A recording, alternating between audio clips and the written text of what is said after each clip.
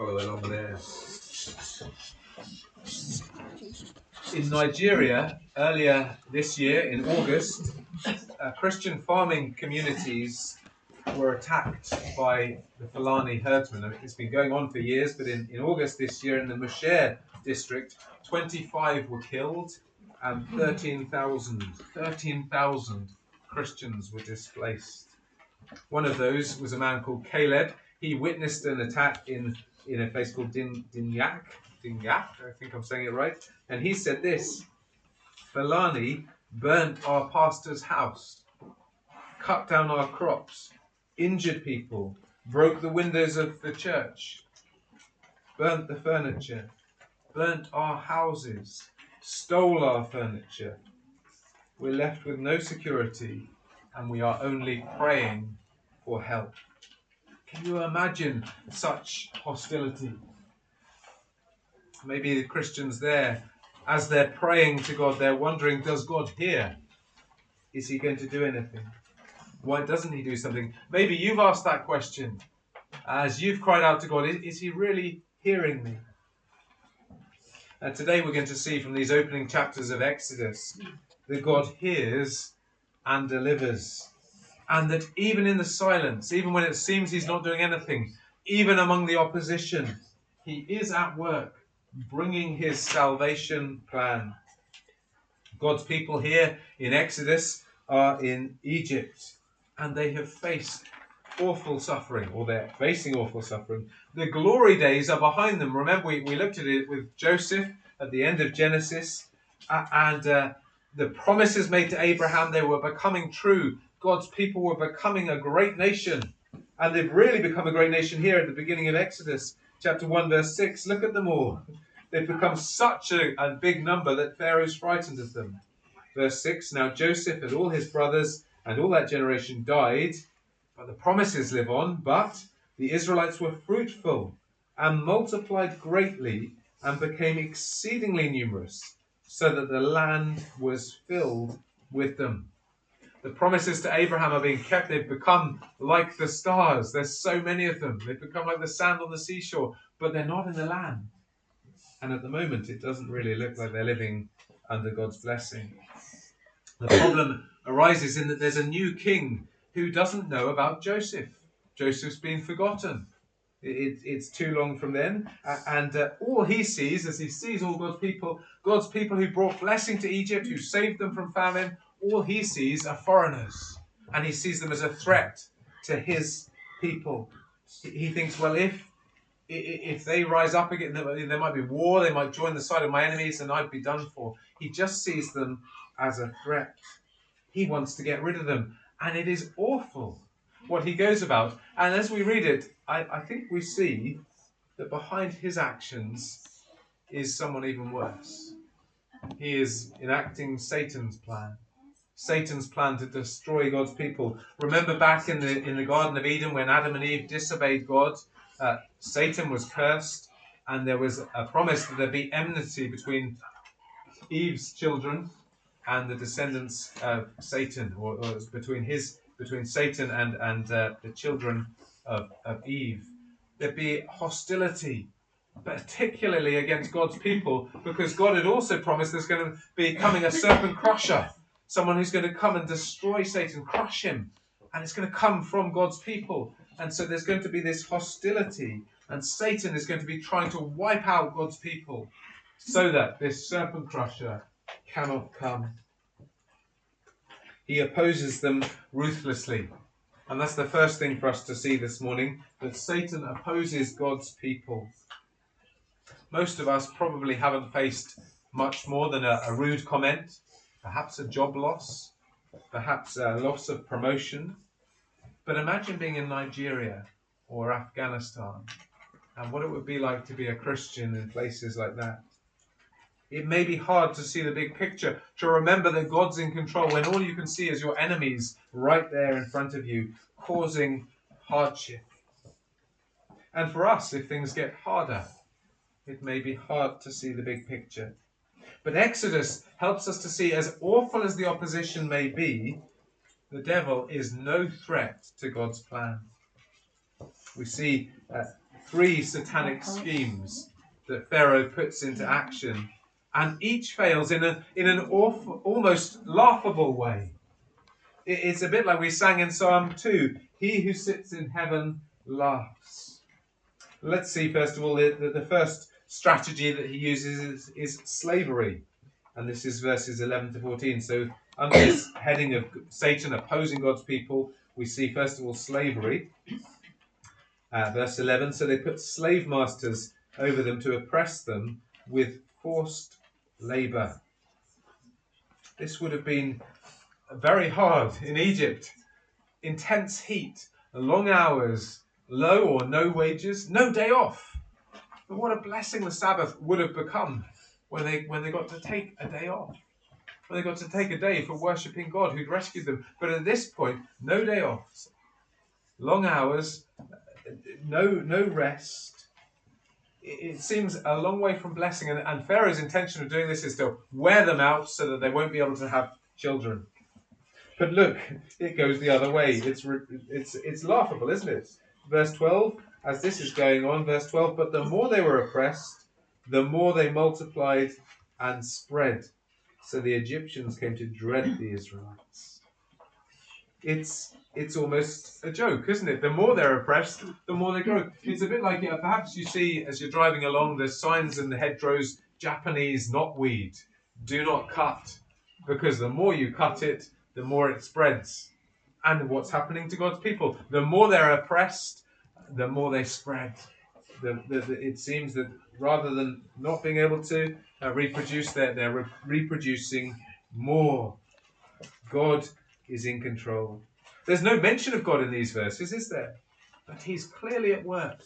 In the silence, he's at work, growing his people, even mocking Satan for his plan. And maybe there's another reason why God is permitting this to happen, because God has he's grown his people into a great nation, but now he's got to get them back to the promised land. And it may well be that they've become a little bit too comfortable in Egypt. And actually we know from later on that they look back to Egypt with rose-tinted spectacles. They talk about how good it was in Egypt. And you think, hang on, you were slaves. But they remember the good times. Maybe they've become too comfortable and a little bit like a limpet on the rock, clinging to the rock. They need to be prized off so that they will leave. They'll want to leave Egypt and go to the land that God has promised them. God is going to bring them freedom. Pharaoh is bringing slavery and bondage, but God is going to bring freedom and life. Sometimes people think religion restricts, and of course that can be true, can't it? Religion can be a terrible burden. It can be another tool used by Satan. Religion can be used to trap people and to make them think, well, you've got to do this, and you've got to do this, and you've got to do this to earn your way to God. That can burden people. But Jesus brings true and lasting freedom. Jesus comes to set people free. I worked in Brazil for a number of months with street children. And on the farm where I was working with these children, John 10 verse 10 was printed on the gates. And it tells us that the thief, Satan, has come to destroy and steal. But Jesus has come to bring life, abundant life, life to the full. And these children, it looked like they were so free on the streets. There they could do what they wanted. No boundaries. They could do drugs. They could sniff glue. But it led to them being trapped. And actually, as they came to this farm and they learnt about Jesus, they became truly free. And they became free to actually have a childhood again. Their childhood had been stolen from them. They weren't free. Boundaries are good for us. They weren't free at all. And today, many are enslaved. In fact, many are in a worse position. There's still physical slavery today. There's another type of slavery. Another type of slavery that people don't realise they're slaves. We'll drive past them on our way home today. People perhaps out playing football or out of the shops, out of the beach, even at church. They'll look free. And if you said to them, you're a slave, they'd laugh at you and say, no, I'm not. I'm free. But Jesus says, everyone who sins is a slave to sin. You can't help but going your own way. You can't glorify God. You cannot live for him. You're a slave to going your own way. And I think that should change the way we look at people. To have hearts of compassion for people who are busy going their own way. They're slaves. They're not free. Maybe for you, yourself, is there a burden that you're feeling?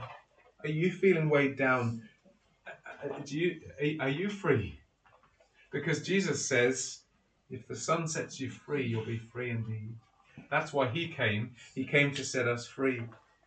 But God's people here, they're enslaved. The first attempt, it fails. It's almost laughable. Nothing can stop God's plan, but Pharaoh doesn't give up. The next thing he does is call the midwives. This is chapter 1, verse 15 to 21.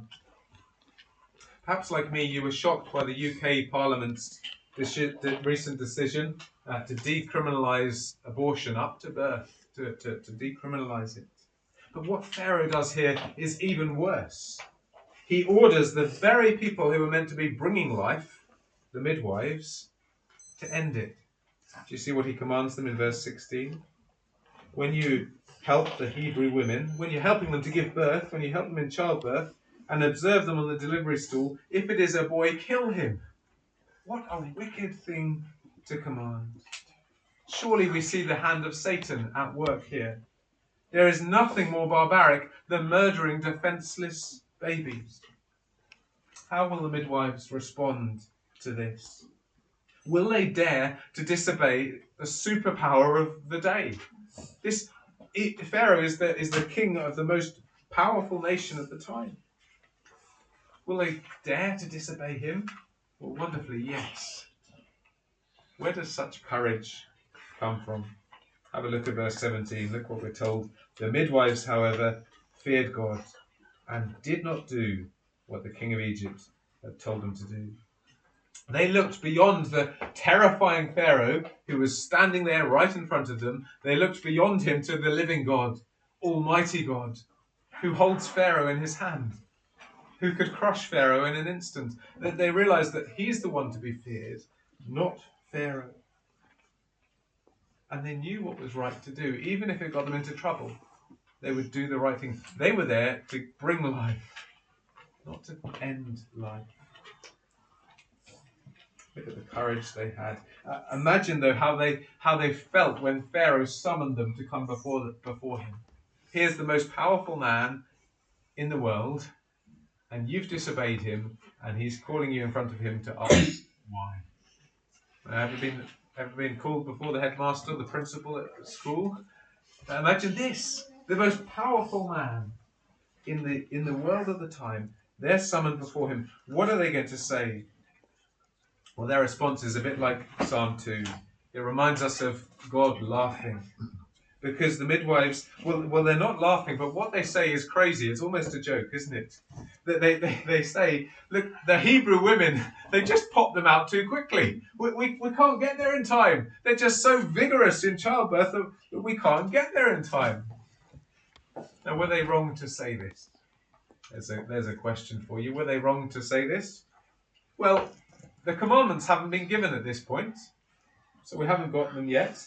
We haven't been given the command not to bear false testimony. And also, when you think about it, the command that is given not to bear false testimony, it is not to bear false testimony against your neighbour. And surely in this instance, they are loving their neighbour. They are seeking to protect the most vulnerable. And perhaps their response is actually so laughable because they're in a tight spot that they can't get any worse. They're almost just teasing Pharaoh. They say, the Hebrew women, they just pop them out so quickly, we can't get there. Well, whatever it is, it does seem God approves of it because he rewards them.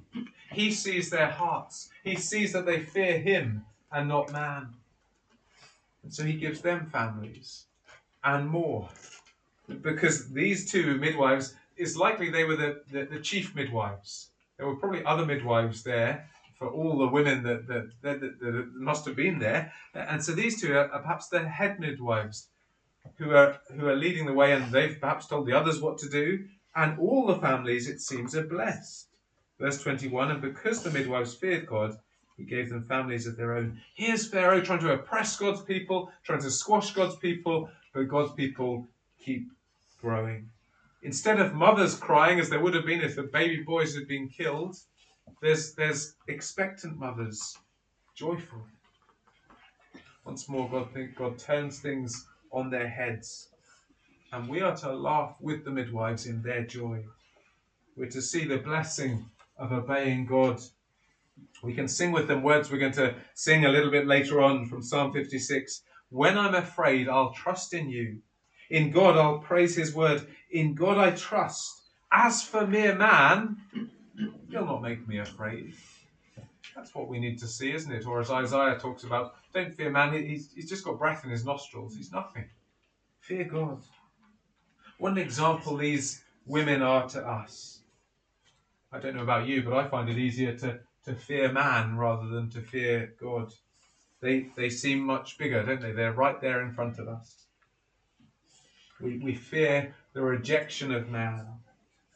But let's follow the example of these two women. Let's look beyond the men, the frightening men in front of us, or women, and see God, Almighty God. Perhaps at school, and you're frightened for being unpopular, for following Jesus. Well, look beyond the people in front of you to Almighty God and desire to please him. Perhaps at work you fear a loss of promotion because you're going God's way. Well, don't fear man, but please God. With friends, when the opportunity comes to speak for Jesus and you're worried what they might say, well, look beyond them and seek to please God and love God and your friends. Well, Pharaoh, he fails a second time. But the third attempt shows just how terrifying man can be. Here we see infanticide, and this is chapter 1, verse 22, through to chapter 2, verse 10. It was just the midwives commanded before. Now we're told, verse 22, everyone, to all his people, everyone, all of his people, presumably this is all the Egyptians, they're to kill every boy that's born to the Hebrews. Every boy that's born, and some translations add in the little note there that it's the Hebrew children we're talking about. He's not talking about killing his own Egyptian babies, but every boy born to the Hebrews, you must throw into the Nile. What a wicked thing to command. An awful thing for Pharaoh to say.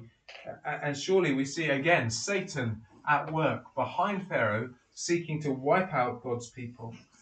Maybe like the Fulani herdsman today, seeking to wipe out God's people in Nigeria. Maybe God's people at this point are wondering, where is God? Maybe you wonder that when you're facing a hard time, where is God? But once again, we see God at work. Even before his people have cried out to him, there's no mention of them crying out to him at this point, but even before they've cried out, God is raising up a deliverer. We meet him in chapter 2. Here's a Hebrew couple, and they're expecting a baby. It would normally be such a joyful time. But how are they feeling at this point? Normally you'd be excited whether it's a boy or a girl, you'd be delighted, or whichever it is, but perhaps at this point they're wishing, they're hoping, perhaps even praying, please, may it be a girl. Just make life a little bit easier for us. We wouldn't need to hide the baby. We wouldn't need to face losing the baby. Please, can we just have a girl? And then the midwives deliver the baby. It's a boy. And there's no wild celebrations. There's a sinking feeling as they know what potentially lies ahead. They manage to hide this baby for 3 months. And then they get a mad idea. The mother seems to get a mad idea. A Moses basket. Now this isn't the cute ones that we have today. The original was very different. It was a waterproof basket that she was going to put in the reeds. Can you imagine her as she tucked her baby into that basket? One writer says that she tucked her heart into that basket. You can imagine her doing that, can't you? And yet, Moses couldn't have been safer. The Holy Spirit gives us a clue about the safety of Moses in the word that he uses, or he caused Moses to write later as he's writing this down. He told us in verse 2, it's a basket. And that word that we've got translated basket, the only other time it comes in the Hebrew Bible, in the Old Testament, is in Genesis chapter 6 to 9 with Noah's Ark, a place of safety. Here is a place of safety, a place of salvation. She's putting her baby into the ark of salvation. God is going to protect this child. When everything looks as bleak as it could be, Moses couldn't be safer. Matthew Henry, writing on this passage, says, when we seem most neglected, God is most present with us. When we seem most neglected, God is most present with us. And look at God's presence as everything slows down. We've been covering time very rapidly at this point, but now everything slows down. It goes into slow motion as she puts the basket into the reeds. And we see Pharaoh's daughter out for a walk. There she is in chapter 1, verse 5. Then Pharaoh's daughter went down to the Nile to bathe. Everything, the action slowed right down, and her attendants were walking along the river. She saw the basket among the reeds and sent her slave girl to get it. What's she going to discover as everything slows down? Well, she opens it up and she sees the baby. He was crying. She felt sorry for him. This is one of the Hebrew babies. She knows what her dad has commanded she should do with this baby. What's she going to do? Well, just then a voice pipes up from behind her. Shall I go and get one of the Hebrew women to look after the baby for you? And it's Moses' own sister.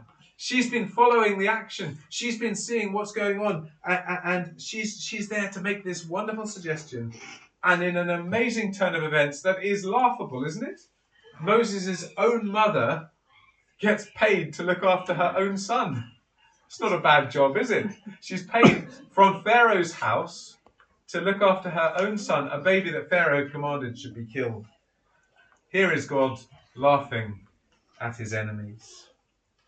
Pharaoh's 3 attempts have been turned on their head. The slavery, it leads to growth. The midwives, they fear God, and that leads to growth. And here in this last awful account of the infanticide, God's deliverer is born. And his living costs of education are paid for by the state. He's going to grow up in Pharaoh's house. What an encouragement for us today when we face hard and challenging times and we wonder, what is God doing? To see he's in complete control even when there's opposition. For the Christians in Nigeria to know that God is still in complete control. For Charlie Kirk's family there in America to hold on to this truth even as they grieve. God is in control. And it seems he's even using that awful situation to cause many to read the Bible for the first time, to get to church for the first time. God can turn things on their heads.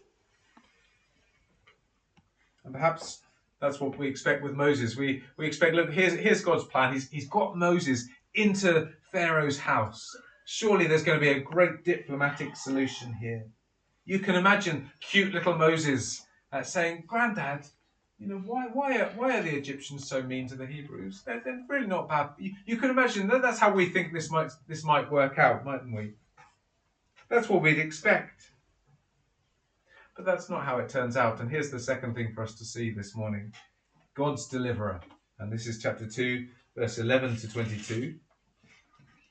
We'd expect Moses to be this cute deliverer. But what happens? Does Moses stuff it up? What happens in verse 11? Have a look. One day after Moses had grown up, he went out to where his people were and watched them at their hard labor. He saw an Egyptian beating a Hebrew, one of his own people, glancing this way and that, and seeing no one, he killed the Egyptian and hid him in the sand. It looks like Moses messes up at this point, doesn't it? The result is the Hebrews don't trust him. Verse 13, when the 2 Hebrews are fighting and he tries to sort it out, he rebukes one of them and says, "What are you doing?" And the man thrusts him aside and says, "Who made you ruler and judge over us?" So it messes things up with the Hebrews and it messes things up with Pharaoh. He's not going to listen to him anymore. Pharaoh wants him dead. Verse 15. When Pharaoh heard of this, he tried to kill Moses. There goes the diplomatic solution. It looks to us like Moses has messed things up. But our reading from Hebrews tells us something different, doesn't it? Just turn back to that reading we had from Hebrews chapter 11, towards the end of the Bible. Hebrews chapter 11. And remember what the children heard. What did Moses have at this point? We're told Moses had faith. Chapter 11, verse 24. By faith, Moses, when he'd grown up, refused to be known as the son of Pharaoh's daughter. What did he do? Verse 25. He chose to be ill-treated along with the people of God rather than to enjoy the pleasures of sin for a short time. Think about how costly it was for Moses to identify with God's people. He could have been sleeping comfortably in the palace, enjoying the palace food, but instead he has to flee. He could have had all the treasures and the pleasures of Egypt. But we're told that he decided, no, I'm going to identify with God's people. I'm not going to identify with the Egyptians. I'm going to stand up. I'm going to seek justice. I'm going to side with God's people. And the surprise here in Hebrews is we're told he was doing it for the sake of Christ. Verse 26, he regarded disgrace for the sake of Christ as of greater value than the treasures of Egypt, because he was looking ahead to his reward. Like the children are looking forward to their two sweets rather than one, Moses was looking forward to his reward of being with Christ forever. And he knew that he was going to be used by God to bring deliverance. So Hebrews gives us a different perspective, doesn't it? It says that Moses was looking forward to Christ. He was choosing to be identified with the people of God. And it's not only Hebrews that we see this in. Stephen, when he's being about to be stoned, just turn back to Acts chapter 7. This is just after the Gospels, after Matthew, Mark, Luke and John, we get the book of Acts. And Acts chapter 7. And Stephen is giving a speech. And in this speech, he's a number of times saying that God's people always rejected God's prophets and deliverers. They're stiff-necked people. They always reject God's deliverers. And it seems that Stephen's saying that they did the wrong thing in rejecting Moses as deliverer. Have a look at verse 23. Acts 7, verse 23. Acts 7, verse 23.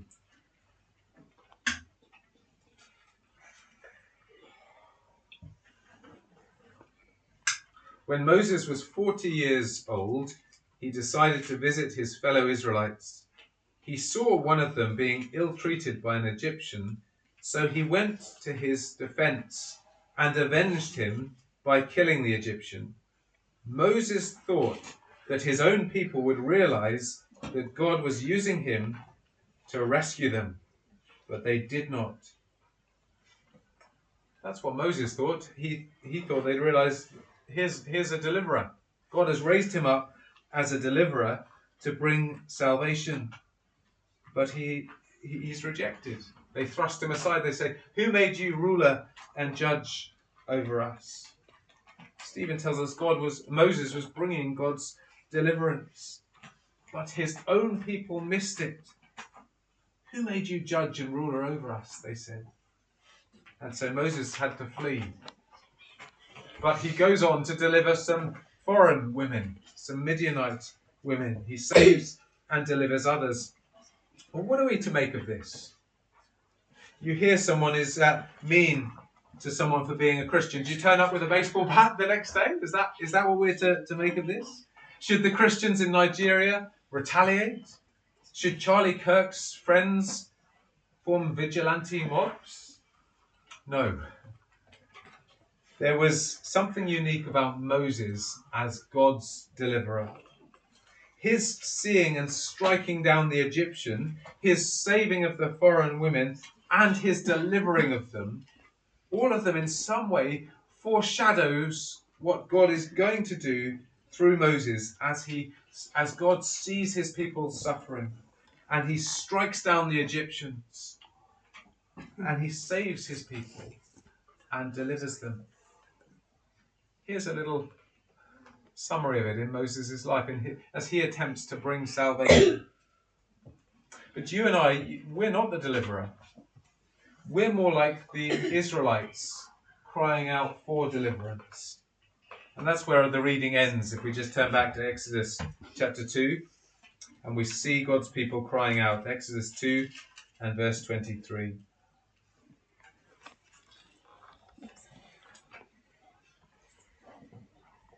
During that long period, the king of Egypt died. The Israelites groaned in their slavery and cried out, and their cry for help because of their slavery went up to God. God heard their groaning, and he remembered his covenant with Abraham, with Isaac, and with Jacob. So God looked on the Israelites and was concerned about them. They groaned, they cried out, and God heard, and God remembered, and he looked, and he was concerned. When it says that God remembered, it doesn't mean that he's forgotten them, but it means he's about to act. It's a bit like if your birthday's coming up, and you say to your mum or your dad, remember my birthday. You know that they're not going to forget, but you're asking them to act. I'd like a present, please. You're asking them to do something. If you remember a birthday or an anniversary, it means you're going to act. And God is going to act. What a gracious God. Many years, people wondering, where is God? But here we see he's not forgotten. He is going to deliver. He's working his purposes out. What about for us today? For people in Nigeria who've lost homes, how can we know that God hears and remembers and looks and is concerned for us today?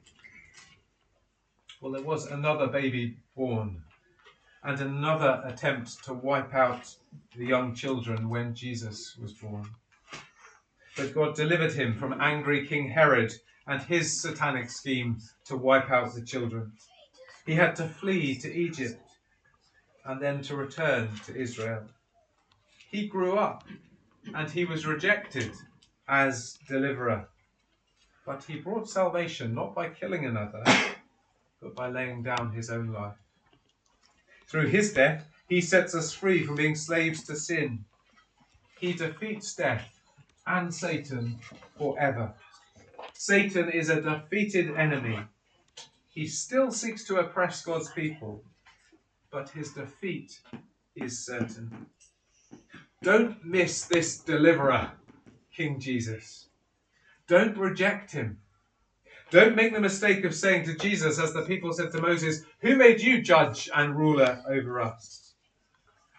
For he will return. And as we sang in Psalm 2, he will dash to pieces those who reject him. Don't continue to be a slave to sin, because Jesus offers true freedom.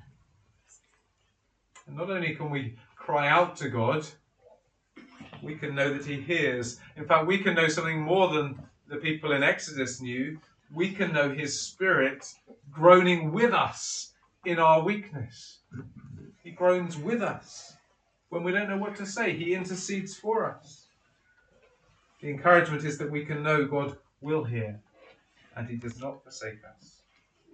And the challenge for us is to be like Moses, not in striking down others, but in being willing to forsake the pleasures of this world, the wealth, the comfort, for the sake of Christ. Not being ashamed that we belong to Jesus. Trusting him even when things are not going our way. And wonderfully we can know, even in the midst of the opposition, that not only God hears, but he is working his plan out. He is growing his church. Well, if you're able, let us stand to pray.